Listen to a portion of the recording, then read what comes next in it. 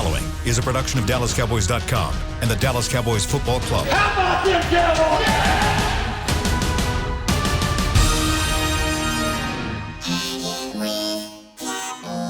Blowing out of the backfield, exploding down the sideline. This is Hangin' with the Boys, presented by Wingstop, where flavor gets its wings. Now, your hosts, Nate Newton, Kurt Daniels, Jesse Holley, and Shannon Gross. Victory Monday in Frisco, Texas. Welcome to the show, the SWBC Mortgage Living Room live in Frisco. Thank you, Wingstop, for bringing the show, this amazing show, once again to the people, the People's Choice Show. Today, we celebrate victory. We've only gotten to do that 4 times so far this year, and it's a good feeling. And you know what's even a better feeling, fellas? We actually get to talk today because Jesse Holley is not on the show. He had some business he had to take care of. Jesse's big timing us today. He is big timing us. He is calling the Army-Navy game. He's the color announcer for the Army-Navy game today. No, he's not the Army-Navy game. Oh, it's not? The blue-gray, man. The blue-gray. You've been hanging out with me, Shannon. You've been hanging out with me. My bad. You've been hanging out with me, brother. I thought he made it to the college ranks. My bad. What is that, high school? Cool opportunity for him. Yeah, it's like a high school all-star game. Oh, okay. All right. Well, good for Jesse, man. For him, it's a great opportunity for Jesse. I would ditch us too for an opportunity like that. So, how we doing today? You would doing ditch good, us for Nate? far less. You're, and I have ditched you for far less. You were correct. So, Nate, you were actually almost right for once this season. It's been a while. I told you they beat them by 21 points, bro. They beat them by 21 points. So you called it right on the money, huh?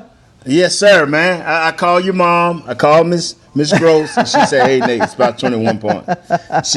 She's been spot on, bro. Thank you, Miss Gross. Appreciate you, girl. All right, so Nate, the question for you and Kurt now is: was this just? I mean, okay, I think we can all agree 2 bad teams, right? One that's won. No, games. one great team. The Dallas Cowboys, they won. One that had won 2, one that had won 3, 2 bad teams. But you still did what you should do. In the NFL, it is hard to win games, especially on the road, no matter how bad the team is. Even if they have a backup quarterback that's playing that kind of came up lame in the fourth quarter with looked like a leg injury. But you still went up there, you took care of business. Your defense actually created some turnovers. Your offense was able to move the ball. Your defense is, it bent, but it didn't break. You did what you should do, and you went up there and you won handedly. Is this a game, Nate, I'll ask you first, a game that they can build on, that they've got some confidence now, or is this just an example of a bad team beating a team that was a lot worse?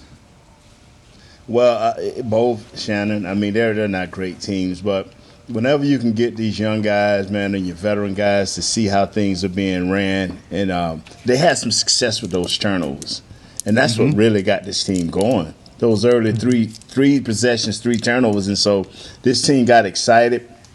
They played well. They stayed in their lanes. Some guys like Thompson showed up, showed out, did a great job for them. Did some good tackling. I mean, I'm gonna give you an overview. I was talking to Stand Back, and they were saying it was kind of in a cover 2 kind of deal where they kept the receivers in front of them. And they did a great job because these 2 receivers they faced was some burners, bro. They were both near 800 yards apiece with 2 or 3 or 4 touchdowns apiece. And what you didn't want to do is let these 2 receivers get loose along with Green. And they kept these guys in front of them. From 20 to 20, like you said earlier, Shannon, they prospered. But in the red zone or in certain situations, they turned them over or got them off the field. And we have not been able to do that. And so whether it's a bad team or whether it's a great team, when you have this type of success, it gives you a drive to get into the next week, and it gives you a fire to say, hey, can I do this again as a player? Yeah, I agree that, this obviously they were facing a bad team, but they took care of business. They got a much-needed win.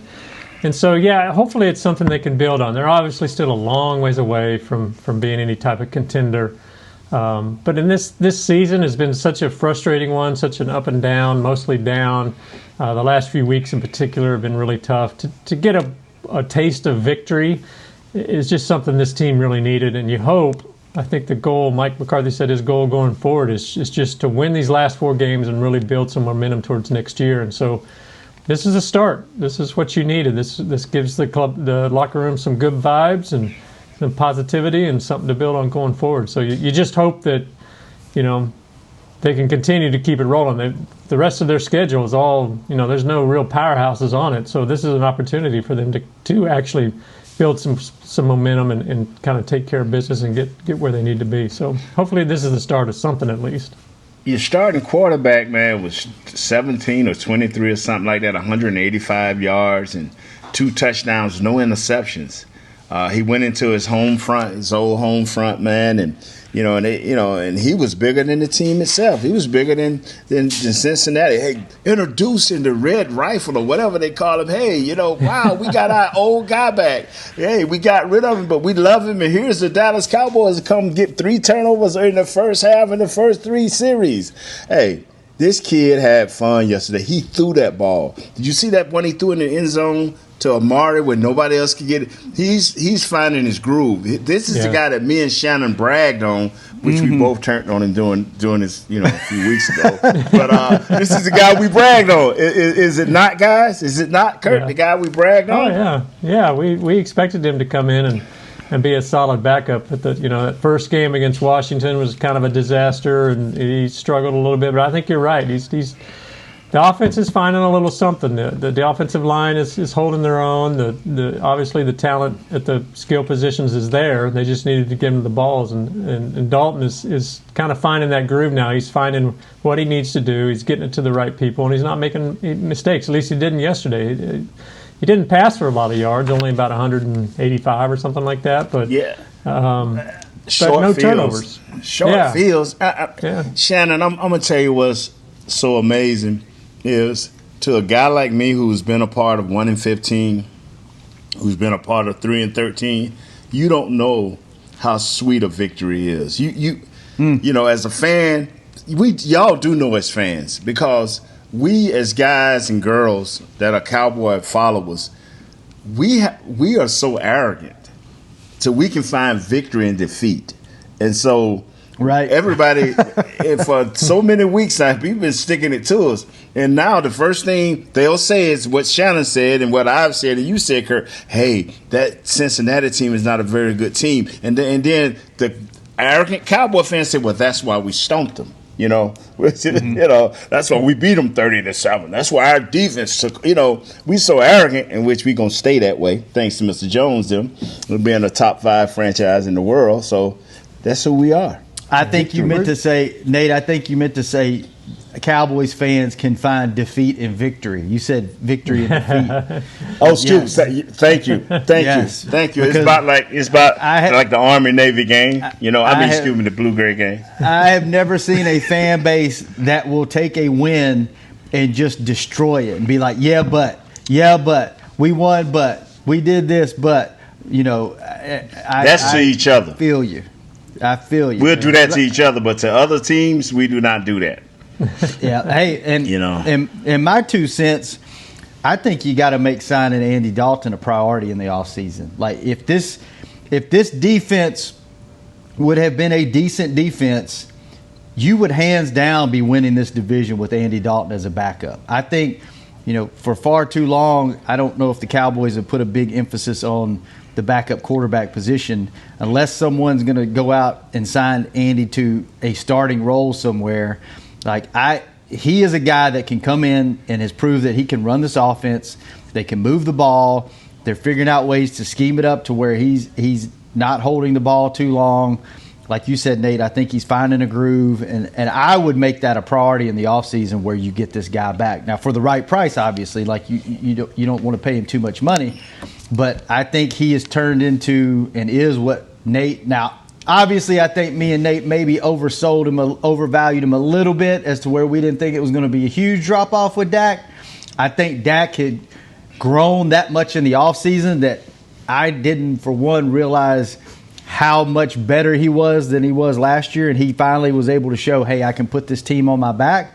But I think Andy Dalton can win you football games against good teams if he has a defense around him and the offensive line is able to give him protection like they could. So I would make sure you get this guy back on the team next year.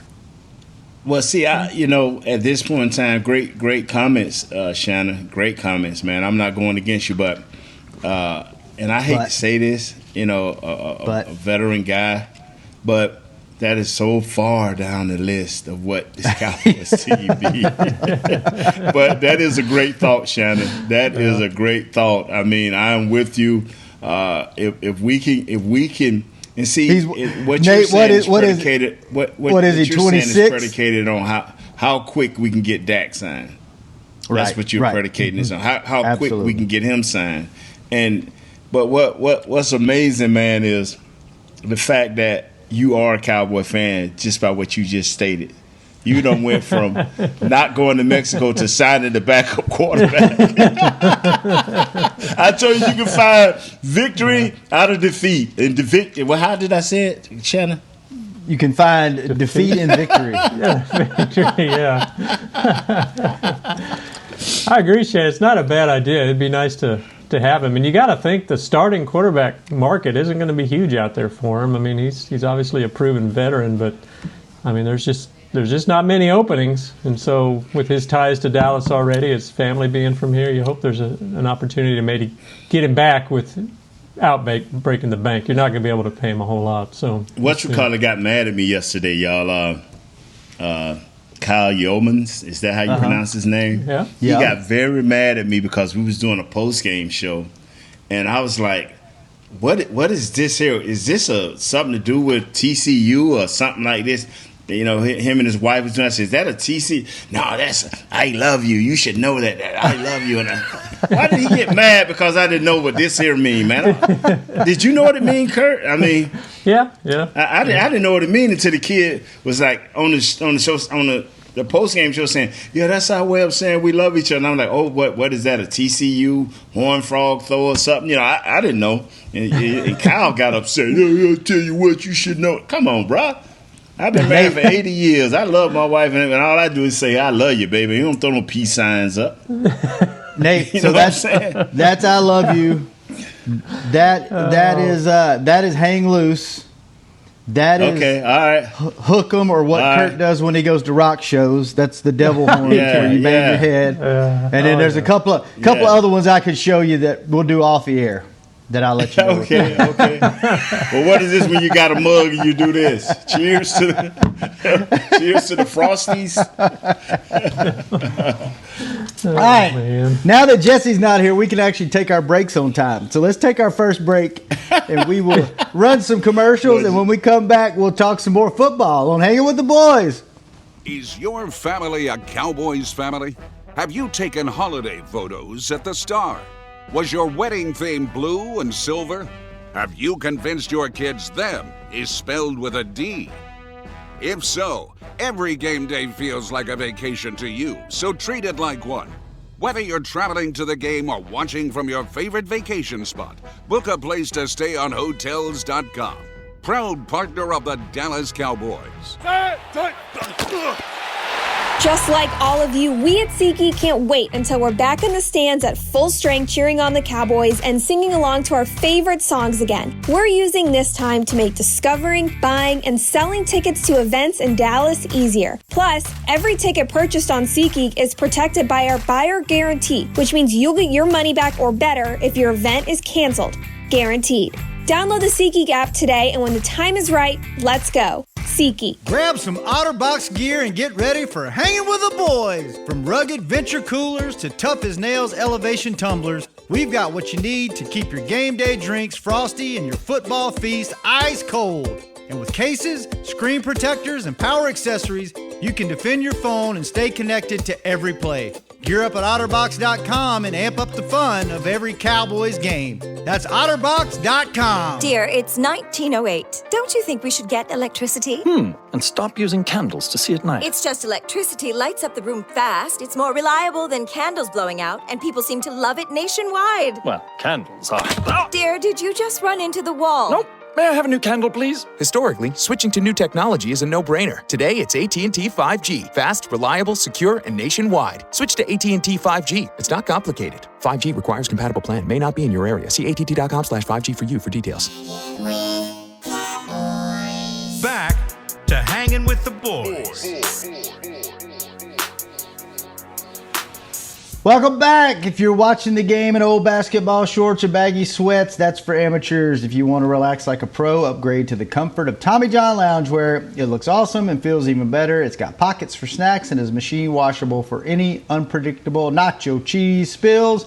Shop loungewear at TommyJohn.com/Cowboys for 15% off your first order. That's TommyJohn.com/Cowboys. All right, fellas. Welcome back to the show. Nate Newton, Kurt Daniel, Shannon Gross. Yes, we are Hollyless today.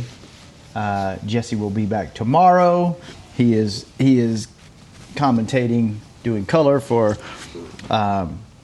elementary school game today. So Oh, man. shouts out to Jesse Holly for making it to the big time. All right, fellas. Oh, that's funny. Nate, what are some things you were encouraged by? Obviously, the turnovers were a big deal on defense. Anything else that kind of stuck out to you that gave you a little encouragement going into this last few games of the season that you think they can build off of? Definitely, man. Just the ability to tackle what's before you, and I know that you're saying, "Oh, that." We, for the last 2 years, fellas, y'all can go back and get the film of any game, and we have missed a minimum of 10 tackles a game.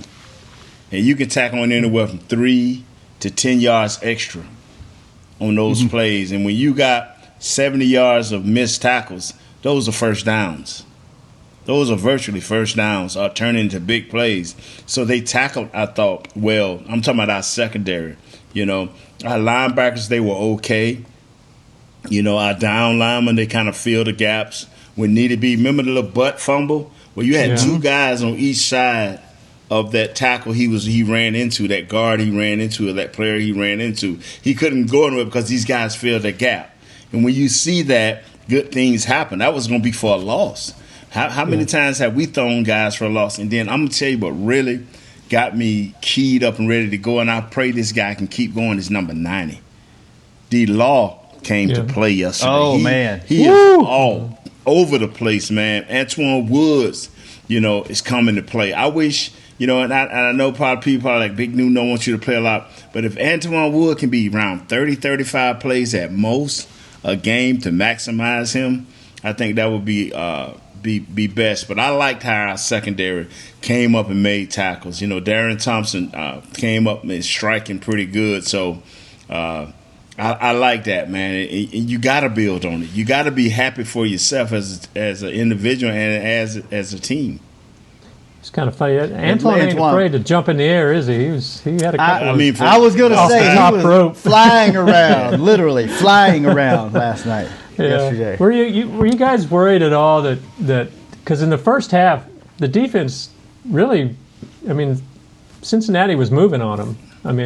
Thankfully that one guy fumbled his own ball, but the next drive, I was a little worried because they drove down pretty far and pretty easily until they fumbled again on that 4th and 1. The guy had the first down, but thankfully Darian Thompson knocked it out. And so up until that point, I was kind of like, if they're not fumbling, they're moving the ball. Are they going to be able to stop them? And see, that's the thing about it. It's a thin line, Kurt. It's a very thin line between success and failure in this game. But you have to take the good and try to build on it. Every week it's been so much bad and disaster for our team, especially defensively. And you can't, they're running backs. They use 3 different running backs, and each one of them, when they got into a rhythm and they throw the ball more than 3 times, they was hitting us 5 and 6 yards. Mm-hmm. But when these, like I said, that's why I think our secondary practice well, because a lot of times they just gobbled up our defensive line. You know, the few times that they didn't fill their gaps. So this is a work in progress, man. And I can't act the fool today because Jess ain't here, and I can't go overboard. I got to be the voice of reason. I hate that. But oh, there's my dogs. There's the dogs. The dogs are back. Yes, sir. You brought there we go. Encore. Victory. You hear? Victory. Victory. Victory barking. There must be delivery guy at the door, so I don't know what's going on. But Shannon, what's your thoughts, man? I mean, bring it to us today, brother. You just canceled your tickets to Mexico, right? No, I didn't. I did not. I think you played a really bad team in Cincinnati with a backup to a rookie quarterback. I think there were some positives. I think a turnover is a turnover, no matter how you get it. I think it's some positivity that you can build off of. Like you guys said, Cincinnati moved the ball on them. They got Cowboy-itis and they just couldn't score. They moved it between the 20s. But you also got to take into consideration, they were getting people out of the stands to put them into the secondary. I mean, everybody. They were dropping like flies. You're down to practice squad guys that you just promoted the day before to the active roster getting hurt. So, I mean, you were playing with scraps, and you still had a solid defensive showing. So I'm not getting excited. I think there were some positives. And look, for everybody that were bashing Leighton and Jalen for celebrating that batted down pass in the end zone, like they intercepted the ball and ran it back for a touchdown, let them guys rejoice. They have not had much to celebrate all year. I am okay if they get fired up. They need that enthusiasm. They need to do that more often. Now, I think one of those two takes it overboard and does it a little bit too much.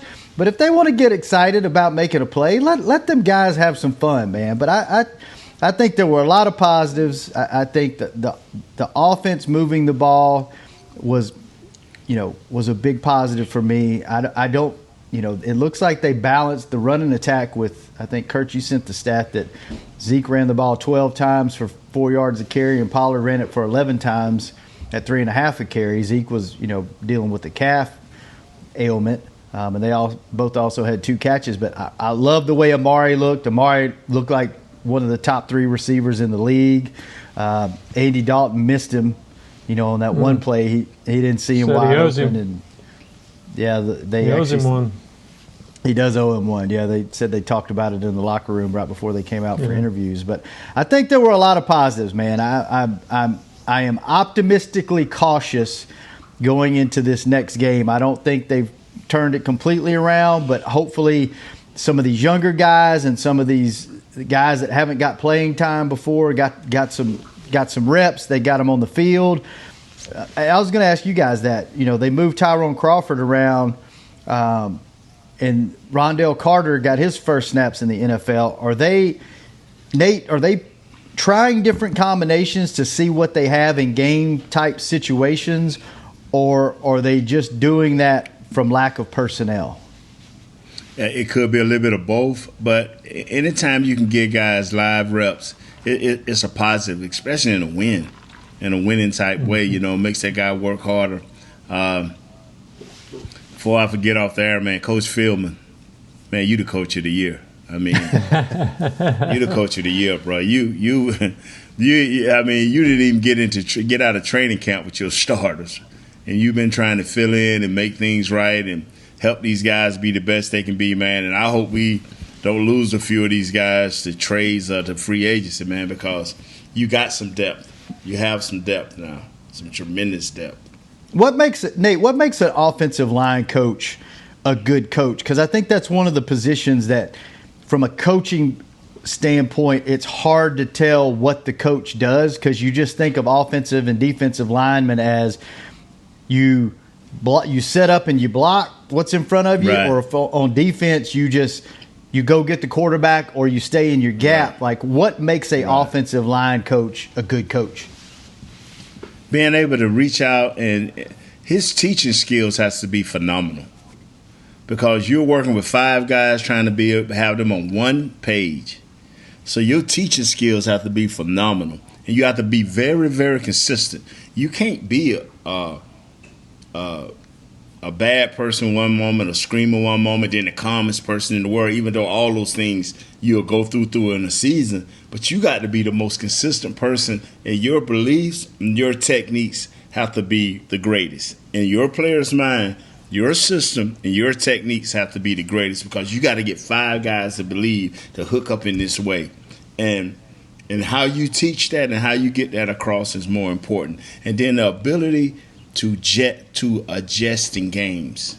When you've told these guys that both guards, you're going to have a guy over your head and a guy outside eye, depending on the strength, where the tight end at. These guys going to shift one way or another. And then all of a sudden, both of these guys sitting up over your head or in the A-gaps. You got to be able, when they come to the sideline and say, Coach, it ain't like this, it's like this and like that, and be able to relay that up to your offensive coordinator to say, well, hey, this play, and this play won't work, but we got to go to this, and this, and then relay that back down to your players. So you got 5 guys you got to stay connected to on the string at all times. How does that work? Like, Terrence Steele has seen some improvement. He really struggled kind of to begin with, but they've been helping him more too, as far as it sounds like with, shifting and chip blocks and that kind of thing. Your offensive coordinator is getting better and better, man. Okay, so that's what I was asking. Is the offensive line coach setting that up, or is it the coordinator? Both.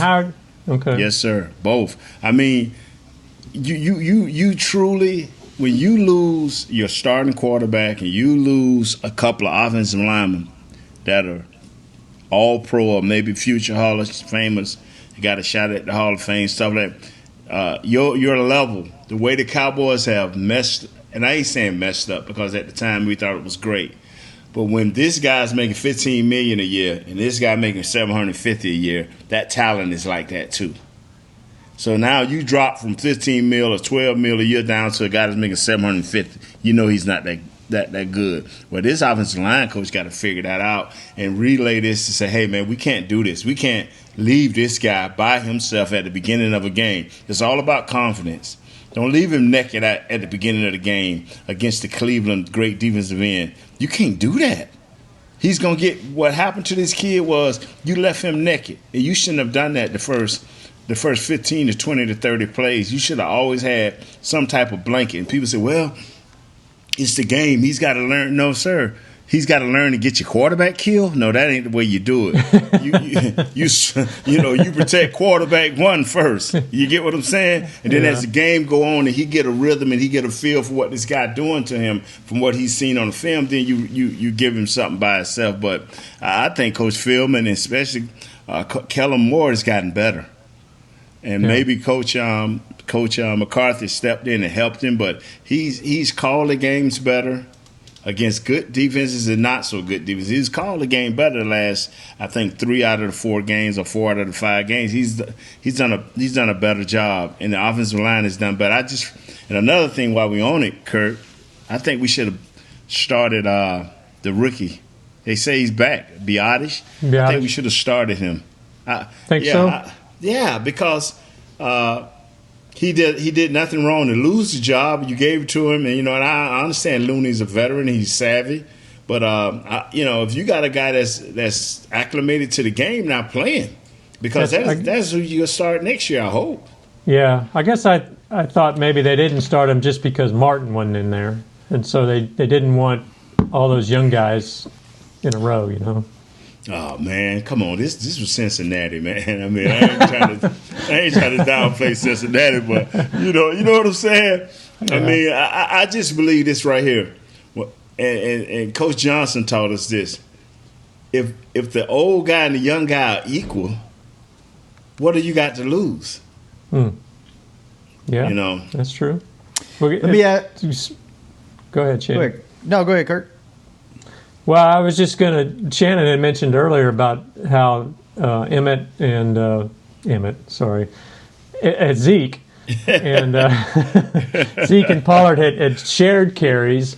Is that something that I mean, part of that was due to Zeke is kind of battling a calf injury, I guess. But some people are saying that's kind of the way it should be now, today's NFL. We should be running a running back by committee. Do you think that's something that maybe we'll see more going forward? I promise you, man. Zeke going to cost you a lot of money to kick to the side of the road. So you better go with a committee to make sure that he's fresh towards the end of the year and that this guy that you're planning on sharing this time with have enough experience to be able to play in the big games. Because one day these guys may, and maybe next year, just as quick as next year, they maybe have a shot at playing a playoff game or something, or playing some meaningful big games, where they may have opportunities to really win the game. So you want this back by committee. I've never been against back by committee. I've always been for that. But what I've been against is, and this year here I've been totally wrong, is, giving Zeke the majority of the snaps in this running back by committee. I've been wrong because one thing you always hear me say is, I don't care. No one's bigger than the team. Your play tells me whether we can consider you as bigger than the team. Your play, and it's putting the ball on the ground, is the worst thing in America. Let's take our last break. When we come back, I have a question for you guys. I want to know, I'm going to give you two players, and you tell me which one has raised their stock value more this season. Find out who that is when we come back for the last segment of Hanging with the Boys. Just like all of you, we at SeatGeek can't wait until we're back in the stands at full strength cheering on the Cowboys and singing along to our favorite songs again. We're using this time to make discovering, buying, and selling tickets to events in Dallas easier. Plus, every ticket purchased on SeatGeek is protected by our buyer guarantee, which means you'll get your money back or better if your event is canceled. Guaranteed. Download the SeatGeek app today, and when the time is right, let's go. SeatGeek. It's game day. You know what that means. First, kebab prep. Steak, pepper, onion, steak, pepper, onion. Next, a counterclockwise lap around the room. Now the lucky grease-stained jersey goes on. And lastly, the dance. You know the one. This is a game day ritual no matter where you are. Whether you're traveling to the game or watching from your favorite vacation spot, book a place to stay on Hotels.com and keep the tradition alive and well. Hotels.com. Proud partner of the Dallas Cowboys. Grab some OtterBox gear and get ready for Hanging with the Boys. From rugged venture coolers to tough as nails elevation tumblers, we've got what you need to keep your game day drinks frosty and your football feast ice cold. And with cases, screen protectors, and power accessories, you can defend your phone and stay connected to every play. Gear up at OtterBox.com and amp up the fun of every Cowboys game. That's OtterBox.com. Dear, it's 1908. Don't you think we should get electricity? And stop using candles to see at night. It's just electricity lights up the room fast. It's more reliable than candles blowing out, and people seem to love it nationwide. Well, candles are... Dear, did you just run into the wall? Nope.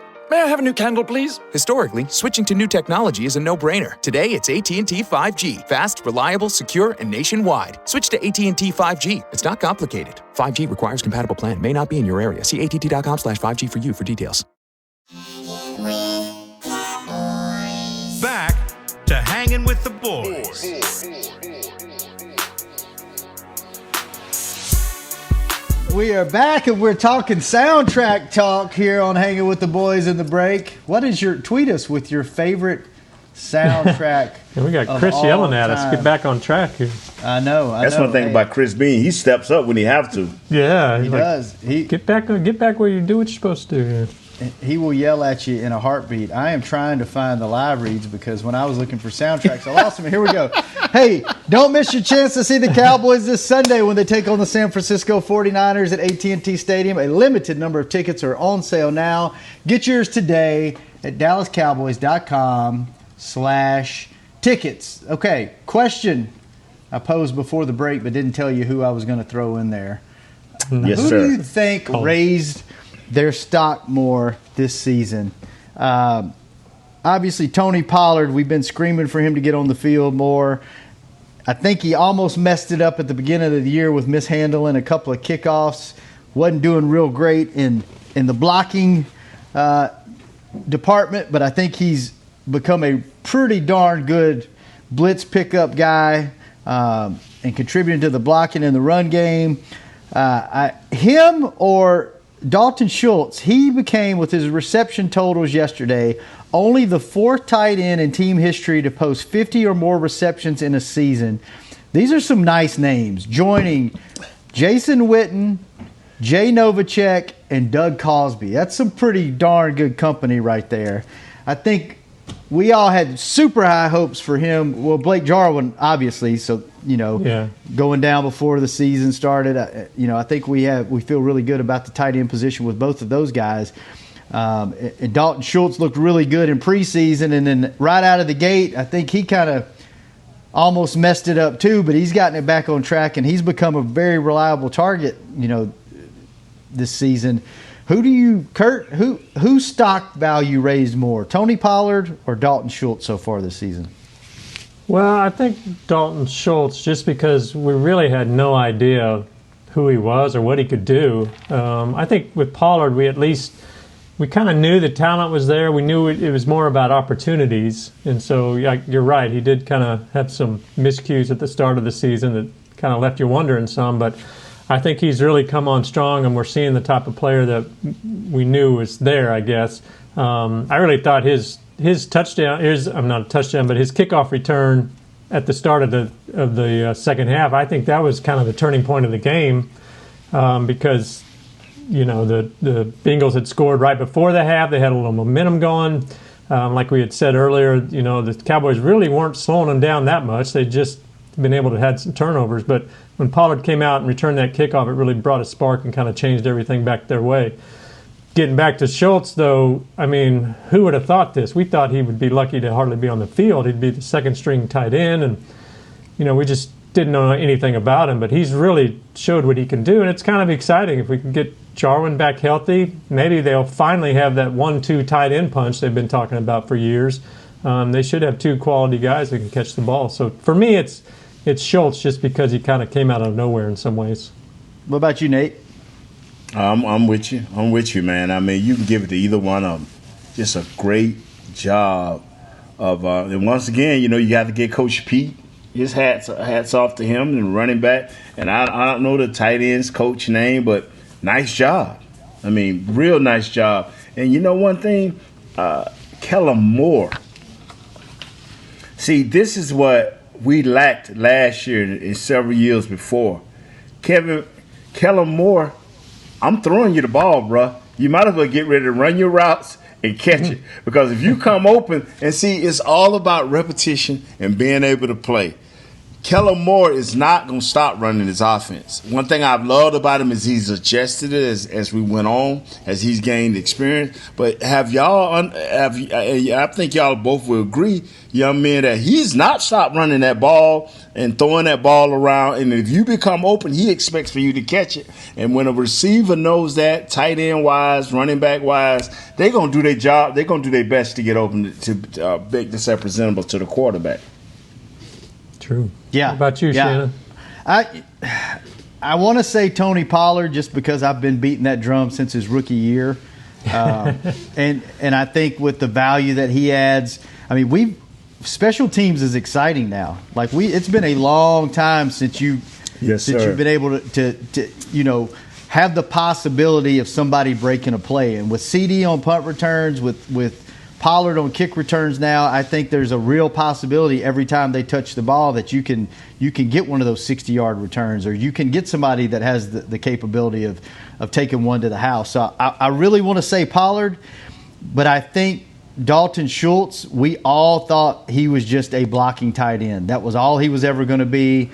I don't know how much longer I expected him to be on this team. You never heard anything about his pass catching ability, his route running.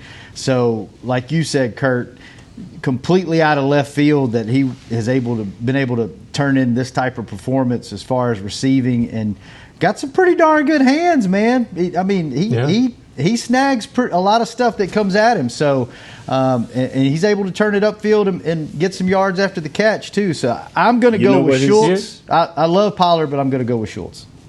You know what his saving grace was? He wasn't interviewed by Kurt.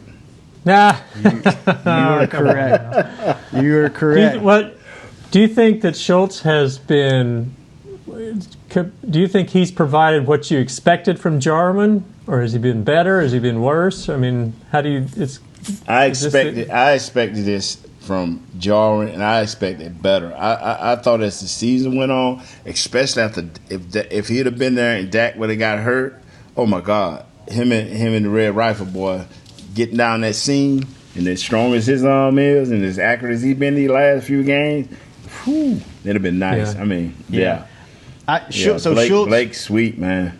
Schultz has been targeted 73 times. He has 51 receptions for 510 yards and 3 touchdowns. And you got, 3 games left? So he's probably going to finish around 600, 650 yards, you would imagine. I expected about 800 yards from Jarwin and probably about 5 to 6 touchdowns. I may have overvalued him a little bit, but that's what I was expecting. No, you didn't. So I would say Schultz is a little bit of a downgrade, but definitely a huge upgrade from what I expected him to be as the starting tight end. Yeah. So,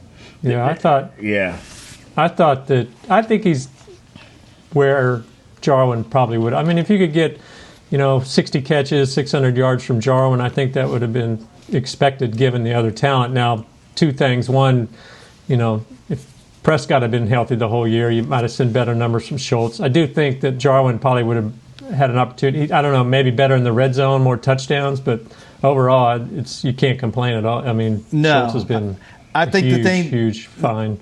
The thing that I would value Jarwin more than Schultz is I have seen Jarwin run the seam route. I've seen Jarwin make, big catches for a lot of yards, and I haven't really seen Schultz get those big 20-plus yard catches. He's more of a control type guy, your 5 to 10, 15-yard guy. And I've seen Jarwin, example, the Giants game, what was that, last year or the year before last? I can't remember, where he had the 3 touchdowns and just, he's able to stretch the field a little bit more, I think, than Schultz. So I would probably still give it to Jarwin. So I'd say it like this here, gentlemen. Because y'all know I've been very critical of our offensive coordinator, man, and still is in certain instances, man. But this guy is grown, man, and I would like to see, with us having a better defense, a defense like it was yesterday that took advantage of opportunities of strips and taking the ball. Just think, man, if we could have been getting that type of productivity from our defense as far as turning the ball over. Whew. What's kind of happened there? Because the first 9 games they had 7 turnovers, and now in the last 4 they've got 7 turnovers. Are they doing something different? Are they focusing? They're comfortable. Are they just getting the breaks? They're comfortable. When you become comfortable, you become confident because you know where you're supposed to line up and what you're doing. Either the coach has simplified it and they've gotten to and they grasp it quicker, or they're starting to settle into what the coach wants done. And they're comfortable because Darian Thompson has made plays in the last 2 weeks. As before, we was looking at this kid like, what in the world? Now he's made plays. You agree? I mean, so these guys are getting comfortable. They're making plays. And lo and behold, we're not going to it's Cincinnati. Yeah, it's Cincinnati, but it's an NFL team. It is an NFL team with 2 nice wide receivers, 3 if you're going to count Green if he come back to full form before the end of the season. Giovanni Bernard is a nice out of the backfield, throwing the ball to type guy. The offensive line is okay, nothing special. Defensive line is okay, nothing special. Got a nice safety in Bates. I hope somehow we can get him. I mean, he's a nice thumper. He's a nice playmaker. He got 3 interceptions. So this team is not great, and they're coached well. The turnovers was weird for them yesterday. Believe me, their coach was like, I can't believe this, We just handed them the game. And sometimes you get a game handed to you now, but you still got to be man enough to win that game when it's handed to you, and the Cowboys were. Kurt, I don't know if this is breaking news, but Stephen Jones had some comments this morning on the Fan that you talked about during the break off the air. You want to elaborate on those? Yeah, I don't think it's a huge surprise. He just said that there's no way that they're going to get rid of McCarthy, so McCarthy And they would definitely be back. Yeah, he said given everything they've gone through this season, they still have high hopes for the future under McCarthy and what's ahead. Sounds like he did kind of leave the door open to some staff changes among the assistants, but which I don't think would be a huge surprise to us either. But he did make it pretty clear that McCarthy's not going anywhere. I would begrudgingly changing staff members. I would, unless you're going to go back to the 4-3 system. If you're going to continue to push forward to a 3-4 hybrid system that you're in the majority of the time, I wouldn't be quick to change out everybody. I would be slow to do that. I would, because now guys are beginning to understand what's going on. You got a plethora of guys that have played. Now you go out and you draft the right guys and you keep it simple early in the season. The disappointing thing is if we draft guys in the top 4, and it's a couple of defensive players, and they're not on the field on day 1, that is a very, very disappointing thing. Then you should fire the whole staff. Because you do not, in this situation where you are setting record pace on defense of being bad, that you telling me that we can't get these guys and that you're drafting the first, second, and third round the opportunity to play. Yeah. That's a great point, Nate. Don't be surprised if the Cowboys go on a 4-game winning streak to close out the season, because not only are players playing for their job, coaches are playing for their jobs too. So this isn't just like, it's the last 3 games, we're out of it, let's just go play. They are on a 3-game job interview going into this final stretch. So do not be surprised if the Cowboys play lights out. One more thing. I hate the Philadelphia Eagles. We win, and I told somebody to say, I said, the day we won, I said, now watch them find the life to win a game. Yeah. Against New Orleans, too. What happened? Come on, man. For real? For real. We win a game, and all of a sudden they beat a top-ranked defense. Smashed them. With their backup quarterback. Thank you, man. I'm saying to myself, they must be from Louisiana, man. And Miss Grossman put some of that voodoo on them, bro, and brought them back to life. Come on, Cheddar. Your mom got to do something different. Miss Patty. Hey, before we get out of here, big shout out to our guy Kyle Yeomans. Him and Heckma got to call the UTEP game on ESPN3. That's a big deal for those guys. I've been saying ever since Kyle was an intern for us that he's going to go places. And just, Kyle, remember the little guys here at DallasCowboys.com whenever you he ain't got no other choice, dog. TV. I'll bust him up if you forget about Shannon Gross. I will bust him up.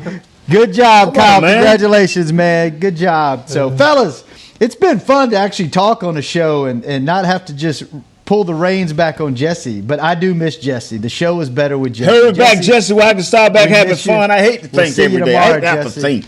Come on, Jess. Good show. Kurt, good show. Chris Beam, thanks for keeping us on the air and doing your job. We miss you guys. Call of Duty, baby. Boom, we'll be boom, back boom. tomorrow. Victory Monday. We'll be back tomorrow. Victory Tuesday on Hanging with the Boys. Thanks for letting the dogs bark, Kurt.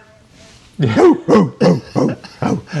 have a This great has been a production of DallasCowboys.com and the Dallas Cowboys Football Club. How about this, Cowboys? Yeah!